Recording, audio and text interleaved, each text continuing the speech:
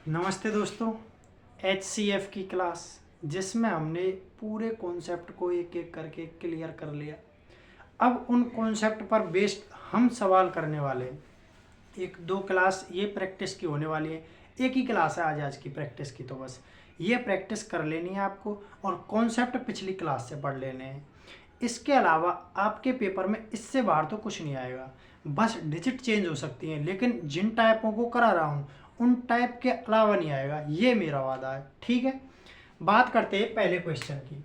इस प्रकार अगर आपका प्रश्न आ जाए कि 3/8, 5/16 और 7/9 का लघुत्तम समाप बढ़ते यानी LCM ज्ञात करो।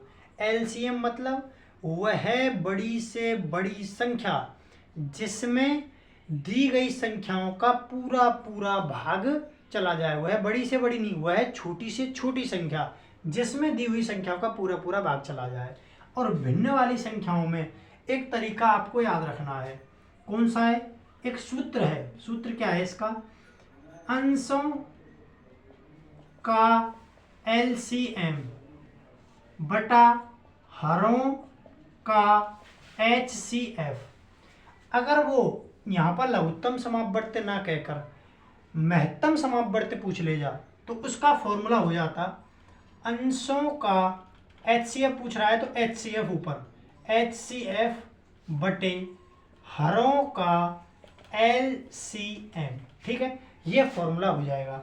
अगर वो HCF पूछे तो HCF ऊपर, LCM पूछे तो LCM ऊपर। अब ऊपर LCM ऑफ किसका? 3, 5 और 7 का, ऊपर वाली संख्याओं का 3, 5 और 7 का LCM बटा नीचे का HCF ऑफ 8, 16, 2, 8, 16 एंड 2।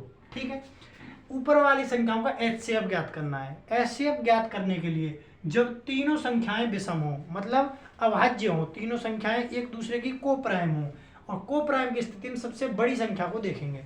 सबसे बड़ी संख्या है 7, इसका पहाड़ा लेते जाएंगे और तब तक लेंगे जब तक तीनों संख्याओं का भाग नहीं चला जाता। 7 एकम 7, 7 दूनी 14, 7 तिया 21, 3 का जा रहा है, 7 का जा रहा है 21 में, लेकिन 5 का नहीं जा रहा, तो यहाँ पर नहीं रुकेंगे। 7 35, 35 में 3 का जा रहा है, 5 का जा रहा है और 7 का भी जा रहा है, तो सबसे छोटी संख्या हो जाएगी 35। तो ऊपर वाली संख्याओं का LCM हो जाएगा 35 बटा HCF ज्ञात करने के लिए क्या करेंगे हम? HCF ज्ञात करने के लिए हम करेंगे सबसे छोटी संख्या को ले लेंगे। सबसे छोटी संख्या ये जो कॉमन है, कॉमन संख्या को ले लेंगे। कॉमन इसमें से आ सकता है सिर्फ 2, तो 2 ही इसका HCF होने वाला है। 2 वह बड़ी से बड़ी संख्या है जो इन तीनों संख्याओं को काटेगी, तो 2 इसका HCF हो जाएगा। इसमें भाग देंगे, 35/2 ही इसका उत्तर है, यानी 17.5 भी कह सकते हो उसको। ठीक है, ये इसका उत्तर हो जाएगा। अगली बात करें, इस प्रकार के प्रश्न आएंगे कि 2.4, 1.2 और 0.6 का HCF निकालो, हाईएस्ट कॉमन फैक्टर बताओ। ऐसे प्रकार के प्रश्नों में इनको पहले भिन्नों में बनाएंगे। भिन्न बनाने के लिए 24 को ऊपर लिखेंगे और इस पॉइंट को हमने हटा दिया है, और इस पॉइंट की जगह नीचे एक जीरो लगा देंगे, एक के पीछे 10। 24/10, ऊपर से फिर से एक जीरो हट गई तो एक जीरो ऊपर नीचे बढ़ जाएगी, 12/10, और ये 6/1 है तो एक के बाद एक ही जीरो आएगी, 6/10। अब ये ऊपर वाले के जैसा प्रश्न बन गया, तो अंशों का HCF निकालना है, तो ये वाला फॉर्मूला काम आएगा। अंशों का HCF, अंशों का HCF निकालो, LCM ऑफ 24, 12 और 6, और नीचे वाली HCF निकालना है ना, तो HCF ऑफ 24, 12, 6, और नीचे आएगा LCM of 10, 10, 10, LCM of 10, 10, 10। HCF निकालना है तो सबसे छोटी संख्या लेनी है। सबसे छोटी संख्या का भाग देके देखना है तीनों संख्याओं में जा रहा है क्या। 6 एकम 6, 6 दूनी 12, 6 तिया 18, 6 चौका 24, तीनों संख्या में भाग जा रहा है 6 का, तो सबसे छोटी संख्या ही हमारी HCF हो जाएगी। कोई दिक्कत नहीं। अब LCM 10, 10, 10 का LCM तो 10 ही होता है। 10 वह है बड़ी से बड़ी संख्या है जिसमें, वह छोटी से छोटी संख्या है जिसमें इन तीनों का भाग जाता है, तो 10 आ जाएगा, यानी 10 है। ऊपर पॉइंटों में उत्तर देना है तो 0.6, क्योंकि अभी हमने पॉइंट नीचे रखा था तो हमने ऐसे बना लिया था, अब उत्तर देना है तो 0.6, ये इसका हो जाएगा HCF। आगे इस प्रकार के प्रश्न पूछे जाते हैं। कि 2 की पावर 3, 3 की पावर 5, 5 की पावर 3, और दूसरा है 2 की पावर 4, 3 की पावर 2, 5 की पावर भी 2 का HCF बताओ। HCF मतलब HCF हाईएस्ट कॉमन फैक्टर, वह है बड़ी से बड़ी संख्या जो इनको काट दे, और काट दे ऐसी स्थिति में क्या करेंगे, सबसे पहले तो ये जो आधार हैं, इन आधारों को बनाएंगे कोप्राइम। कोप्राइम मतलब ऐसी संख्या जिसमें एक और स्वयं के अलावा किसी का भाग ना जा रहा हो। 2 में एक और स्वयं के अलावा किसी का भाग नहीं जा रहा, 3 में एक और स्वयं के अलावा किसी का भाग नहीं जा रहा, 5 में एक और स्वयं के अलावा किसी का भाग नहीं जा रहा, सेम ये से है। तो कोप्राइम तो पहले से ही है। कोप्राइम बनाने के बाद इन दोनों के आपस में आधार वाली को समान को इनको कंपेयर करेंगे। यहाँ पे है 2 की पावर 3, यहाँ पे 2 की पावर 4, कम संख्या वाले को ले लेना है। 2 की पावर 3, 2 की पावर 3 कम है ना, इसको छोड़ देना 2 की पावर 4 को, गुणा, अब आधा इनको कंपेयर करेंगे। 3 की पावर 2, 3 की पावर 5, कम जो घात है उसको लेना है, तो 3 की पावर 2 को ले लेंगे, ठीक है।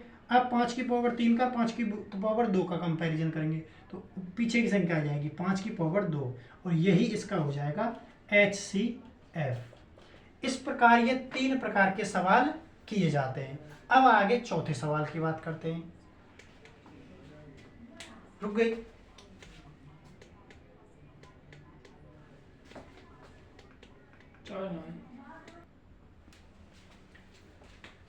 अब आपका जो चौथा सवाल है वो ये रहा, दो संख्याओं का HCF है 48 और उनका LCM है 3456। यदि उनमें से एक संख्या 768 है तो दूसरी संख्या बतानी है।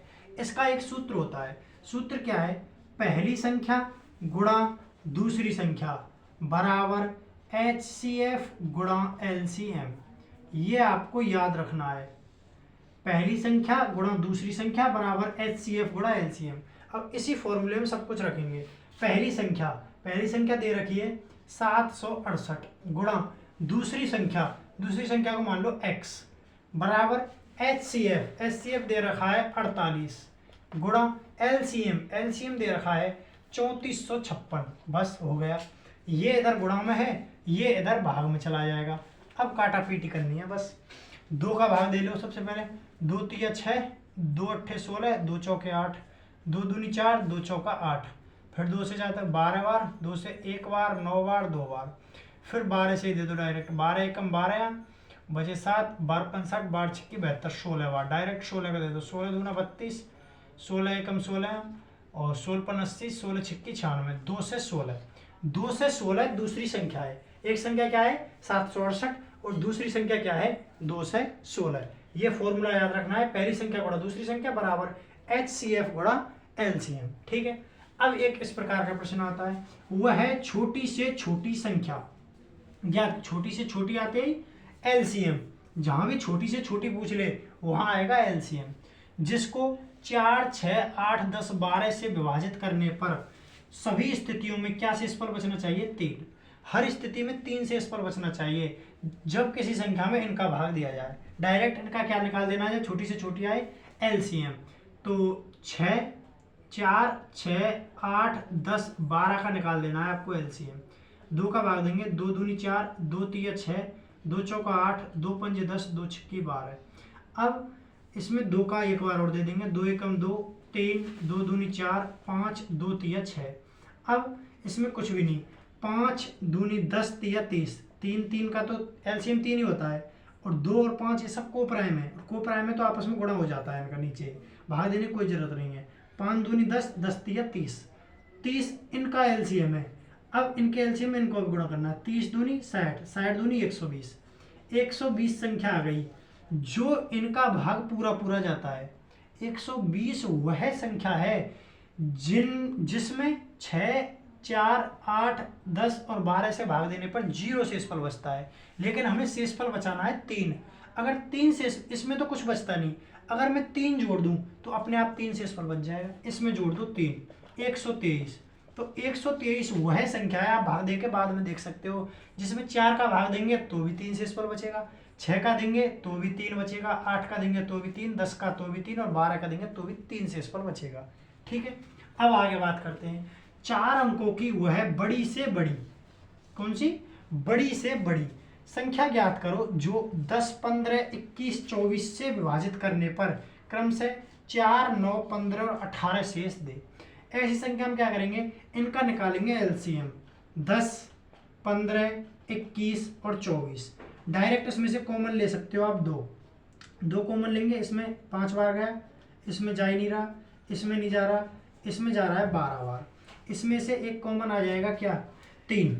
तो 3, 2 तो पहले ही है, 3 और आ गया तो 3 दूनी 6 कॉमन हो गया। 5, इसमें 5 बार जाएगा, 3 सत्ते 21 और 3 चौका 12।